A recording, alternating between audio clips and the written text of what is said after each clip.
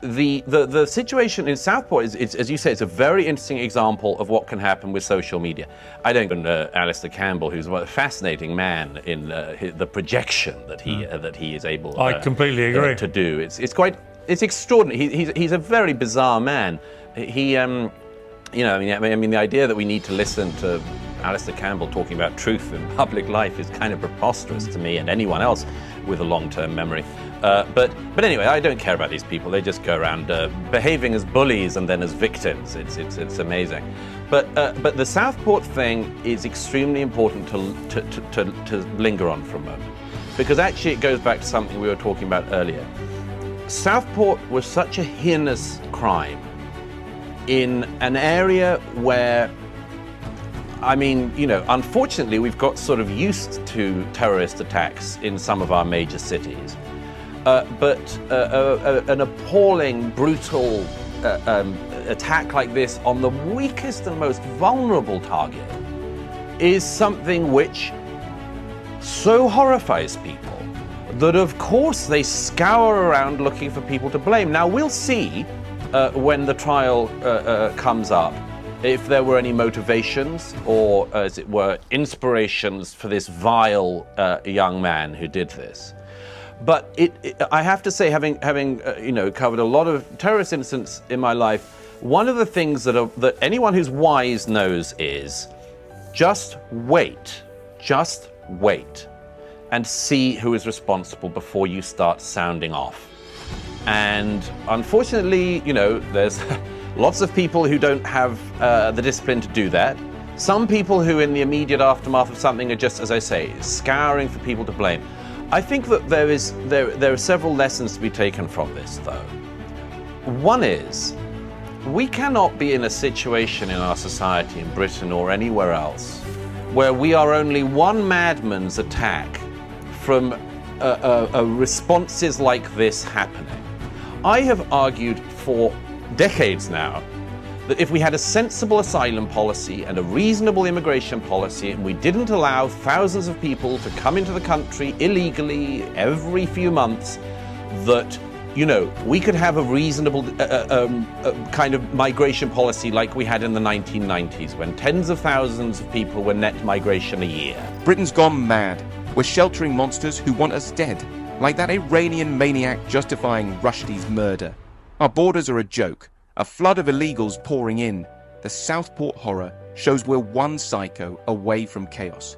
Murray is screaming for sanity, control our borders, protect our values, or watch Britain burn. He warns of societal chaos from unchecked immigration, urging a return to 1990s policies. We don't have that situation in Britain now. We do have thousands of people coming illegally all the time and never being returned.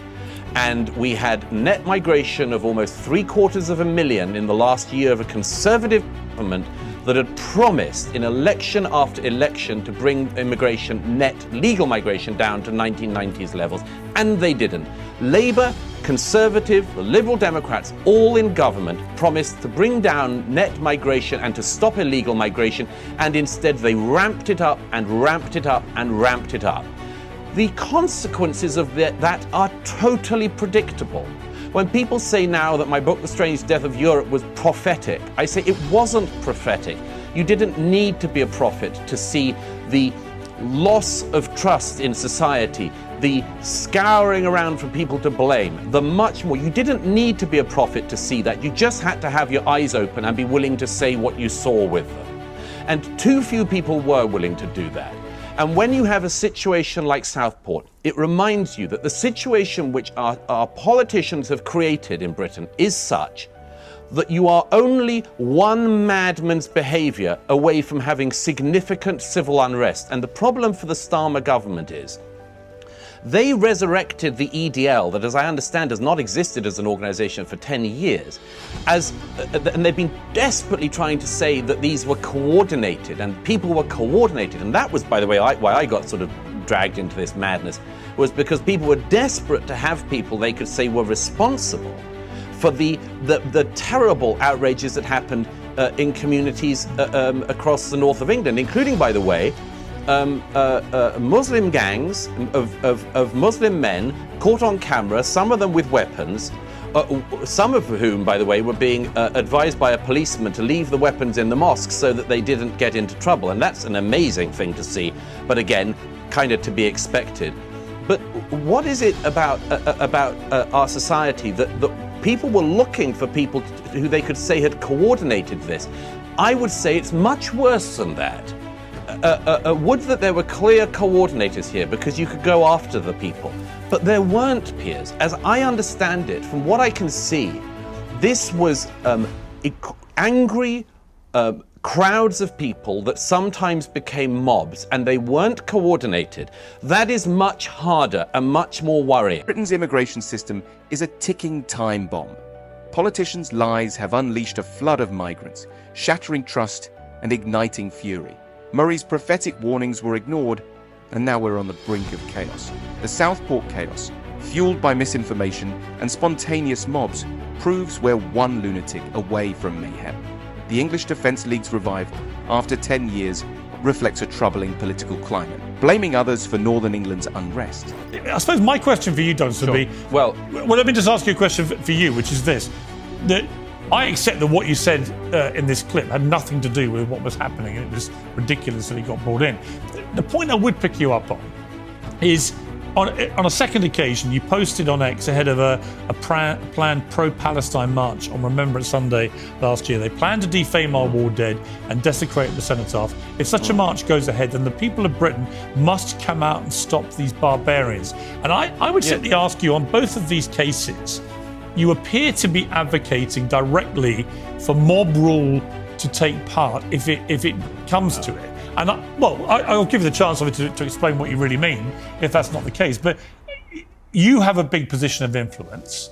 I think you're a very, very smart guy. I love having you on the programme. I love talking to you. It's been a great conversation today. But when you say things like the people of Britain must come out and stop these barbarians, or the public will have to sort this out themselves, do you see that there is a peril there in somebody like you with a big following? They're not for mob rule. Look, why is our country in this position, Piers? Why is it that tens of thousands of people, in fact hundreds of thousands sometimes, were shutting down the centre of London week in, week out, something, by the way, the French government wouldn't allow in Paris, but was happening week in, week out, with people being intimidated on the streets of London and other cities, with anti-Semitic and racist abuse from these marchers every single week, all the time? Nobody in government just sort of said, look, okay, we get the point, right, but you don't have the right to intimidate people. Why do we have people outside Westminster Abbey calling out jihadist chants? Why do we have people on the streets of London who some of whom I've seen you countering on your show, calling for jihad on the streets of London? Why are we in this position that on the 11th of November, on the day that is most sacred to the British soul, where we remember our forebears who fought for our freedom, that we should have a threat of hundreds of thousands of people who hate Britain, who never, ever carry a British flag, would never, ever do anything that is patriotic for Britain? Why are we in this situation in Britain? I would tell you why. Again, it's because our government has lost control of the borders for years. And now we are a very low trust, very febrile society in Britain, where we used to be very high trust and where we didn't used to be at risk of having riots at any moment because of one madman anywhere in the country.